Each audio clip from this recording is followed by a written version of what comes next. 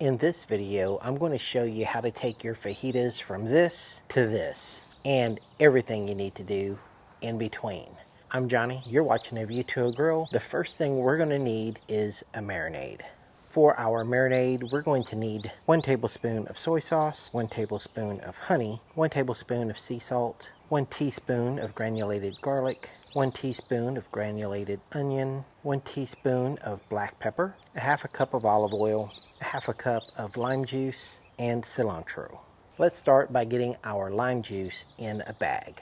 Next, we'll add our olive oil, and here's a tip. I use this same olive oil bottle every time I pour out some olive oil. And I know at my cadence, when I count to 9, I'll have 1/4 cup of olive oil. Let me show you what I'm talking about. 1, 2, 3, 4, 5, 6, 7, 8, 9. So basically, every count of 9 gets me a 1/4 cup. A count of 18 will get me half a cup. Now we'll just get all of the rest of our ingredients into our bag. We'll then zip it up, twirl it up, and shake it up. And when I was done, I had a cup of marinade that looked like this. Now that our marinade is ready, let's talk fajitas. Thank you, Lamson, for sponsoring this video. You'll find a link and discount code in a pinned comment below. This is what I do whenever I'm buying fajitas.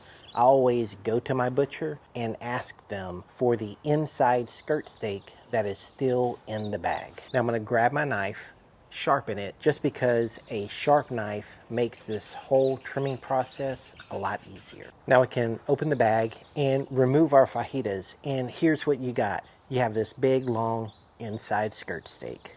Now when we inspect our fajitas, you're always going to have one side of the skirt steak that is really thin like this. And as you move further down the skirt steak, you're going to notice that it's going to get thicker. Let's take a little closer look at the thin side, and you can almost see right through it. Now that thin side is not waste. I'm going to show you how I used the thin side later in the video. Right now, we're just going to find where the thin starts to turn thick and cut that right off. For the rest of our fajitas, we're going to want to trim this membrane off. And let me show you how I do that. All I do is find a spot where I can grab onto, take my sharp knife and pull and tap right where the meat meets the membrane. It'll come loose, and then I play that game all the way down to the other end of the fajita. I often like to see how much I can get off in one shot. And that's because I lack fun in my life, and to me, this is fun. And then on the edges, I'll just trim off that fat.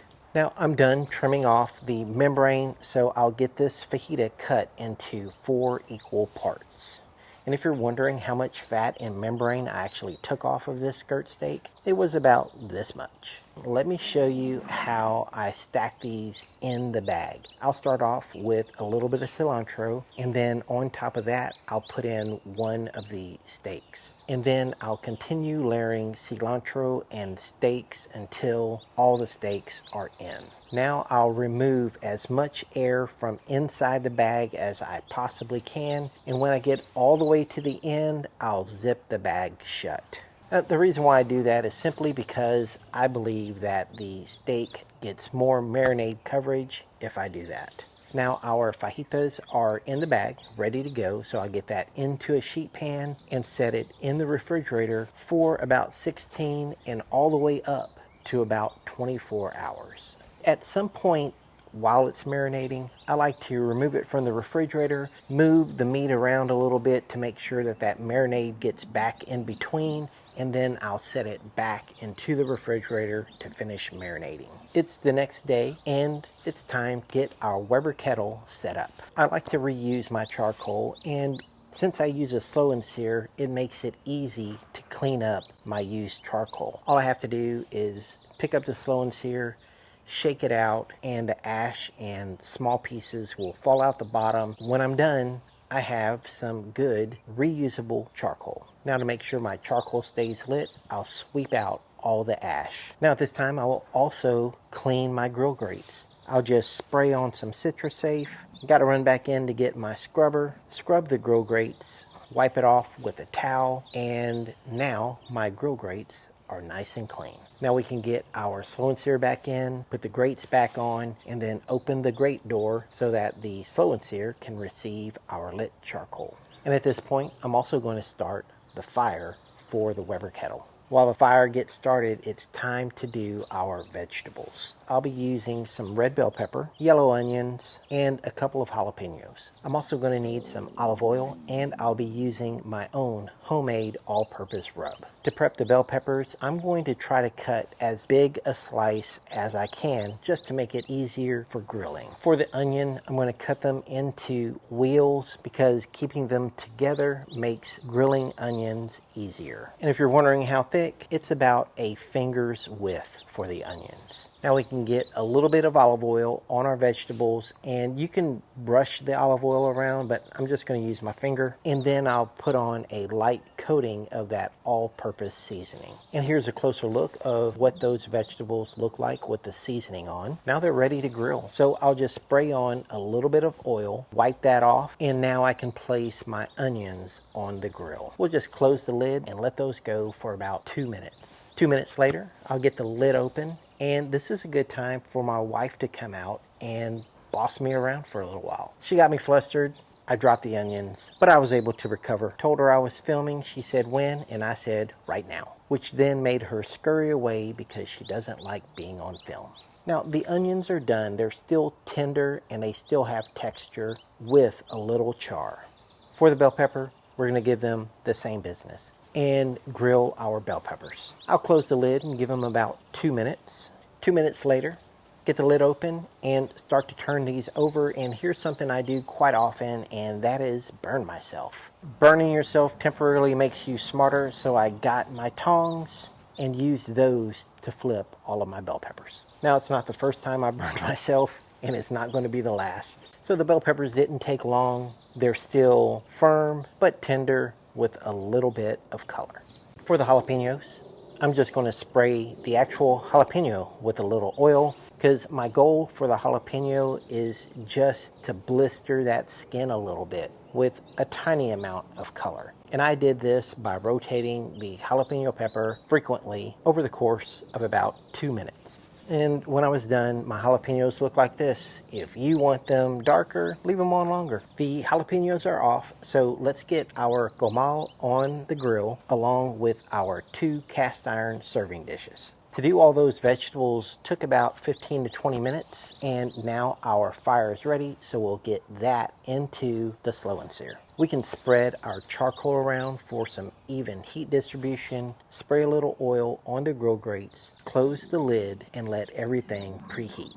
And at this point, I'm going to verify that my top vent is wide open and my bottom vent is wide open as well. We've grilled the vegetables. Our Weber is preheating. Let's finish our vegetable and fajita prep. Now, one of the things I like to do when I'm taking my fajitas out of my marinade is use a rack.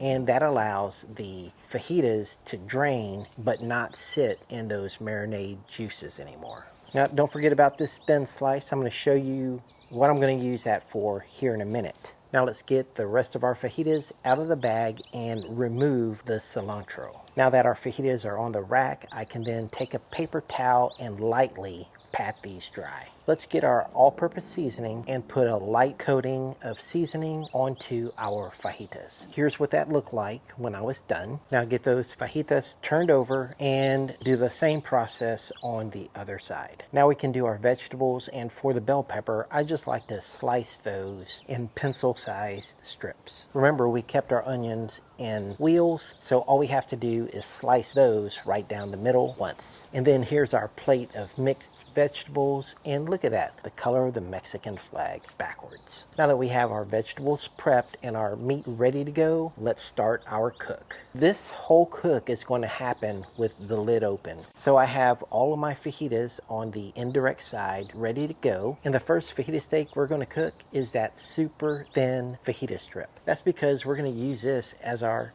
pancake as our tester. I'm going to learn a little bit about the fire while I'm cooking this fajita, where the hot spots are, and if I need the fire to be hotter. And after a few minutes, we did get some color on this fajita. Not enough, so that tells me my fire needs to be a little bit hotter. And don't worry, this fajita is not going to waste because this is now Pitmaster privilege. Now I'm going to do these two at a time, and since these two look close in size, we're going to start off with them. Now let's spray a little oil onto our grill grates and move our fajitas over to the hot side of the grill. And once we do that, you immediately see that steam coming off, and that is the marinade hitting the hot coals. Earlier, I showed you that I put honey into the marinade. That honey is going to come to play right now. A lot of times when you marinate your meats, they're so juicy that it's difficult for them to get that nice brown color even on a hot grill. The honey is basically adding sugar to your marinade, and sugar browns easily, so that's the role our honey is playing. It's going to help our fajitas brown.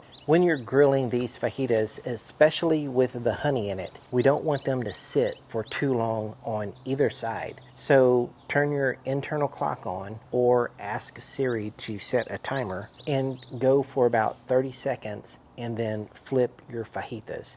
Also, it doesn't hurt to move your fajitas around a little. You just don't want them to sit still. You want to be constantly moving these. Also, sometimes when you're cooking your fajitas, you notice they may curl up. Flipping them constantly, it will help you maintain that nice flat presentation that you want. For me, I think you ought to at least take your fajitas to a medium doneness. Medium well is okay, but do not take your fajitas to well done, because fajitas will tend to get tough the longer you cook them. So here I go. Every 30 seconds, we're flipping, we're moving. You can see it's starting to get some pretty nice color. I use that technique all the way to this point, and take a look at this. You see it has some char in between the char marks. You see a nice brown color, and that's that Maillard reaction that we're actually trying to get with marinated fajitas. And look at these fajitas while they're on the fire. Man, that is a beautiful sight.